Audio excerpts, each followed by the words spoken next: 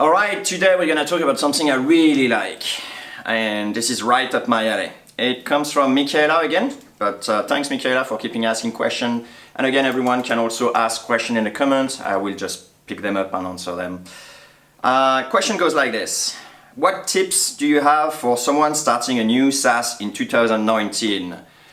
Well, the first tip I will give is to look at 2020 because 2019 is coming to an end pretty fast. There's not a lot of chances that you're gonna start a SaaS business at the end of the year.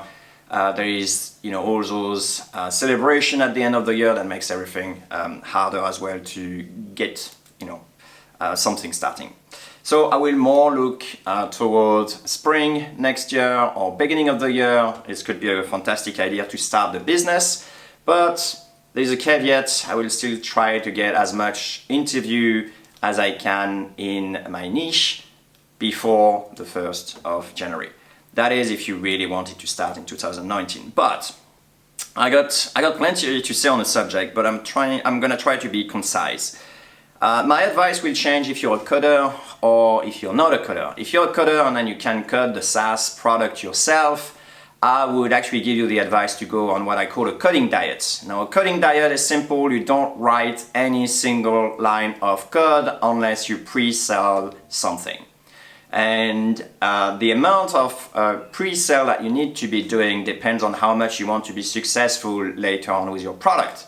As an example, if I raise $1 and I go ahead and then start my business based on that, chances are that I didn't really test my market properly, I didn't get the proper clients either, and lots of things like that. But if I raise like $10,000 and I go ahead and then build my SaaS, there is more chances that someone really wants your solution.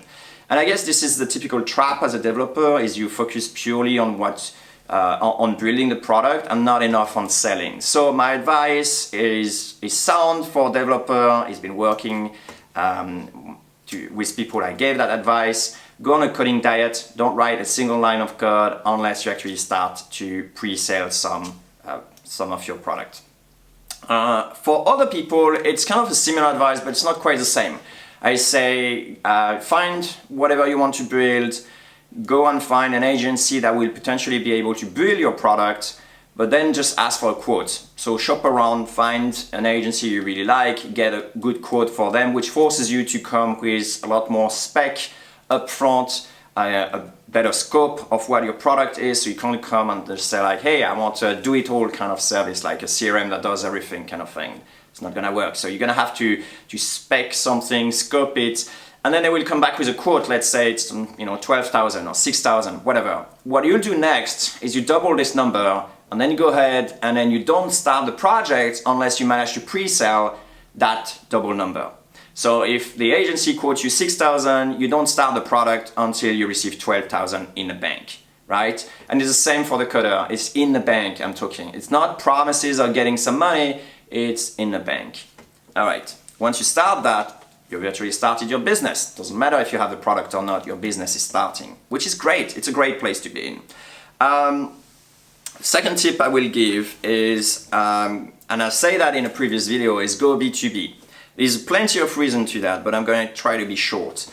First one is, I think when people not having any experience of building SaaS products want to actually start a business, it's very often that they have the lenses or the view mindset of a customer and not actually someone in a business providing services to other businesses.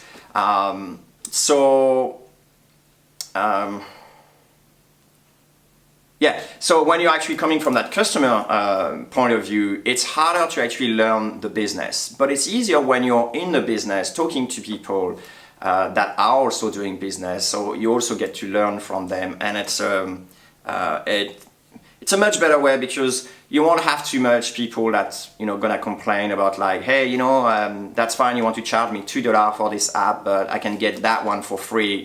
It's really hard to sell to those people. Where with business, it's the other way around. It's like, I'm not going to invest my time if your solution is only $2 a month. It's not even worth a call. So you're gonna have to, the amount of energy you're gonna have to spend trying to sell to one versus the other, it's probably going to be roughly the same because you still need to get them on a call, having conversation with them, figuring out what they want, and then providing to them. Better having to do that with someone that will pay you $200 a month versus someone that will, not be happy paying just $2 a month. Other thing is, because you're coming from a customer standpoint in a B2C type of thing, you're going to have more of a personal opinion. Now, a personal opinion could be great, but most of the time it's not. Otherwise, you already would have a business, especially if you're a developer. You probably already developed a lot of things already and you couldn't sell them. So remove yourself, have your customer give you what they want, and then provide that to them in exchange of money. It's always an exchange relationship in the end. And then the last, actually, two more things. One more thing is that usually B2C is trends oriented. So like, for example, it's the latest trend on doing X. So everyone will just go and buy it. And then, a few years down, this trend is over and then we move to something else. With B2B, it's a bit more solid. Like business would always need someone bringing new leads. Business would always need some analytics on their business. Business would always need HR, management. You get the idea, right? And then the last thing I will do, because otherwise we'll be spending the whole day here.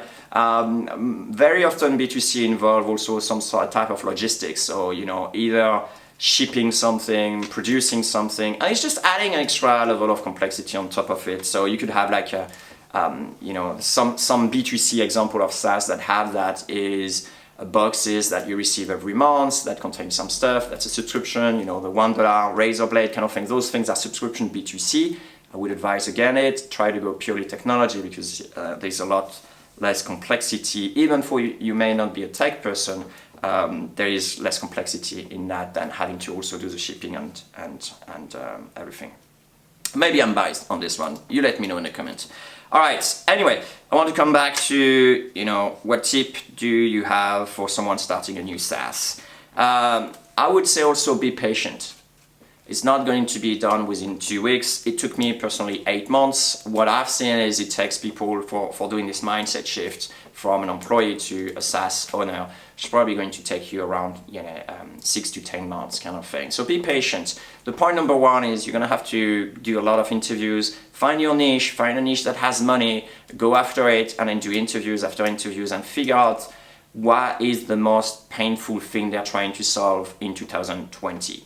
That will be your opening line. You go and contact them end of 2019, beginning of 2020, and you just ask them, what's your goal for this year? And then you try to keep digging until you actually find something that they will be willing to pay for. Some people recommend you go for a freelancer first, you understand your niche, you serve it and so on. I don't really have an opinion on that. This is not the road I chose to do. Plus, given how I like to spend a lot of time taking good care of my customer, it would be really hard to do freelancing at the same time as starting another business or serving two different types of customer. I think it's much easier if you already have a job. Just don't tell me you can't put 2 hours aside, stop Netflix. It depends how much you want it, and then go at it. That's it for today. We can spend a lot of time about this, but I prefer to take some of your questions. So ask a question if you want more answer on a topic, and I see you tomorrow.